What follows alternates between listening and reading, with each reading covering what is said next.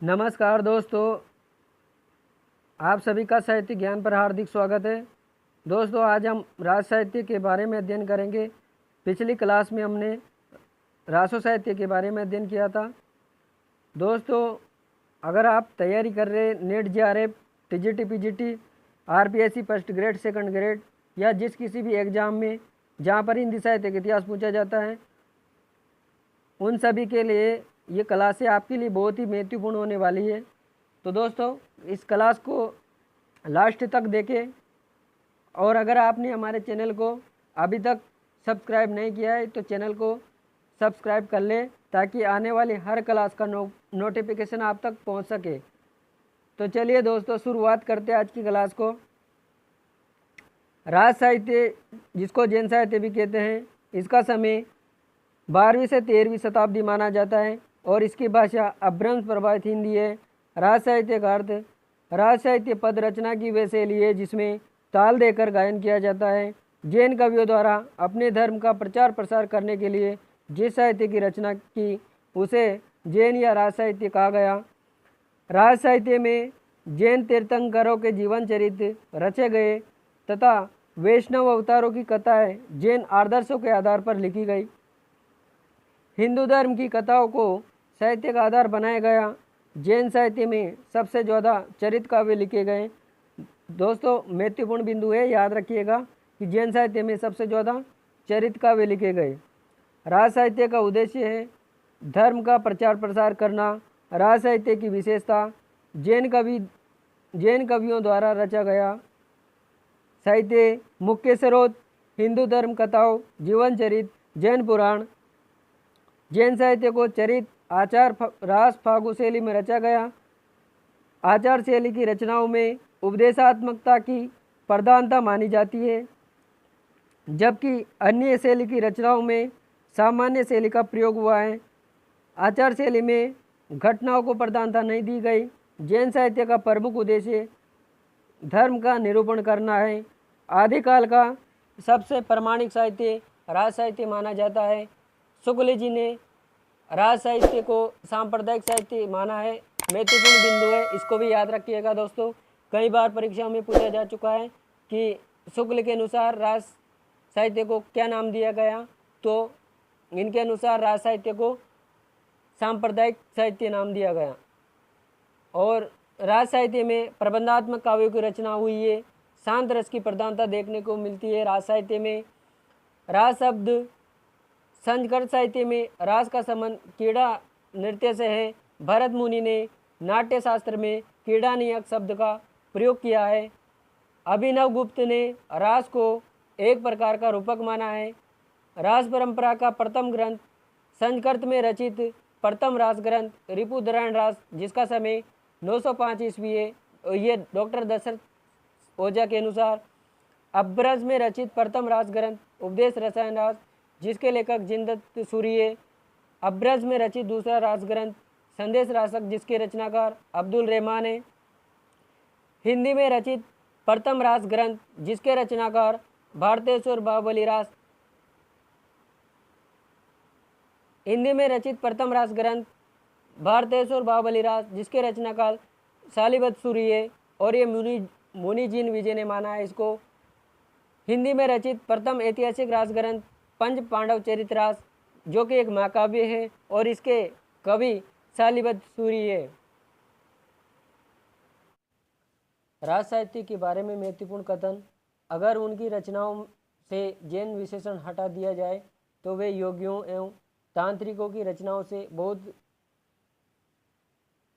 भिन्न नहीं लगेगी। आचार्य हजारी प्रसाद द्विवेदी का कथन है, जैन साहित्य की रचना निसंदेह प्रामाणिक रूप में सुरक्षित है। उनके अध्ययन से तात्कालीन परिस्थितियों पर प्रकाश पड़ता है, वे वास्तविक और विश्वसनीय है। आचार्य जय प्रसाद द्विवेदी का कथन है, वीर गाथाओं में रास को ही रासों का कहा गया, किंतु उनकी पृष्ठभूमि जैन रास ग्रंथों से भिन्न है। डॉक्टर नगेंद्र का कथन है, दो कारणों से हिंदी के परवर्ती साहित्य पर जैन साहित्य का प्रभाव नहीं पड़ता है। एक तो पूरा साहित्य मध्य देश के बाहर लिखा गया और दूसरा इस साहित्य में एक धार्मिक दृष्टि की प्रधानता है।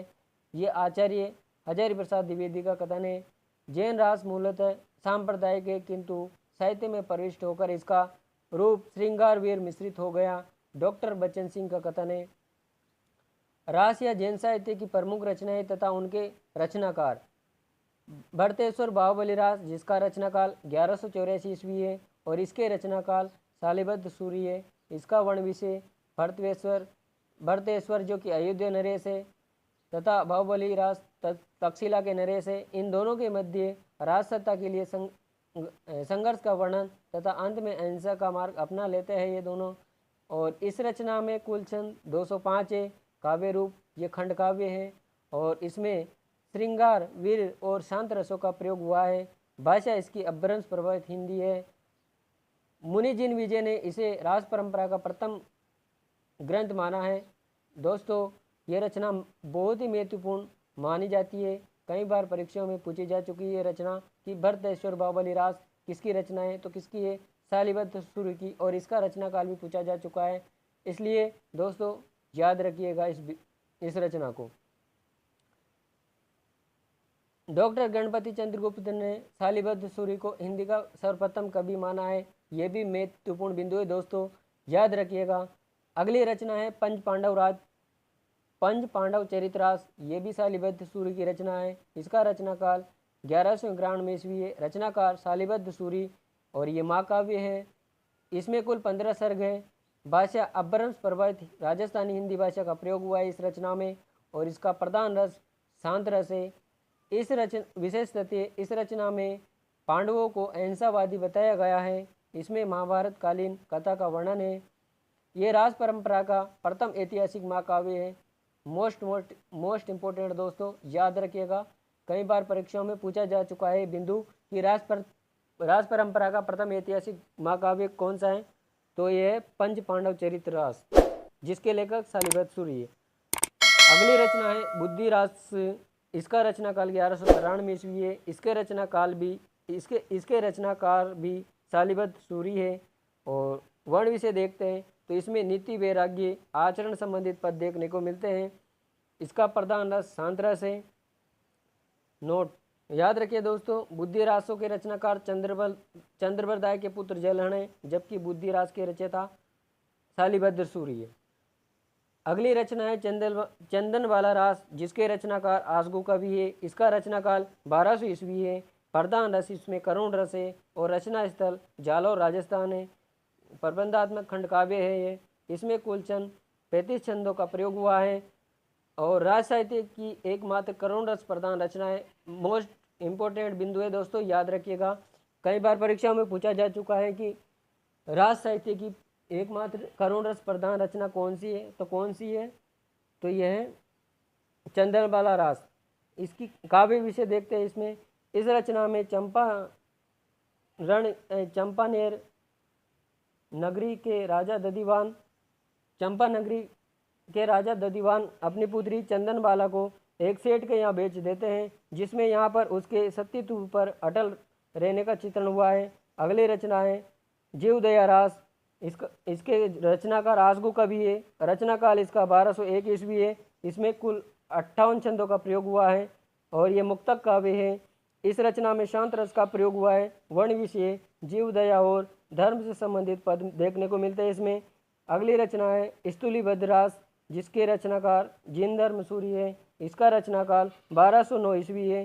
प्रधान रस इसमें शांत रस का प्रयोग हुआ है। भाषा इसकी अपभ्रंश प्रभावित हिंदी है। वर्ण विषय स्तुलिबद्ध रास कोसा नामक वेश्या के साथ वो लिप्त हो जाते हैं और बाद में जैन धर्म में दीक्षा लेकर मोक्ष प्राप्त कर लेते हैं।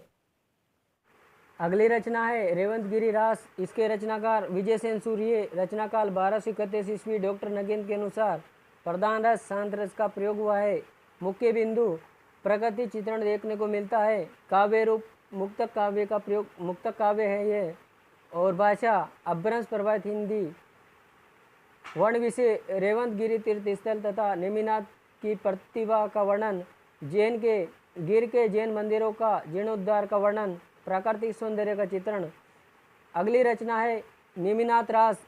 रचनाकाल इसके सुमति गण है और रचनाकाल 1213 ईस्वी और कुल 58 छंद का प्रयोग हुआ है। भाषा इसकी अपभ्रंश प्रभावित हिंदी है। वर्ण विषय नेमिनाथ एवं कृष्ण के चरित्र का वर्णन। अगली रचनाएं नेमिनाथ चौपई, रचनाकाल 1200 ईस्वी और इसके रचनाकार विजय चंद्र सूरी है। नेमिनाथ फागु 1318 ईस्वी, रचनाकार राजशेखर सूरी है। गौतम स्वामी राज उदयवंत सूरी इसके रचनाकार है। उपदेश रसायन रास जिनदत्त सूरी इसके रचनाकार, और ये अपभ्रंश भाषा का सर्वप्रथम रास ग्रंथ है। अगली रचना है करकंड चरित्र रास, जिसके रचनाकार कनकामर मुनि है। और अगली रचना कुमारपाल प्रतिबोध, जिसके रचनाकार सोमप्रभ सूरी है। तो दोस्तों ये थी हमारी आज की क्लास। अगली क्लास में हम लौकिक साहित्य के बारे में अध्ययन करेंगे। तब तक के लिए धन्यवाद।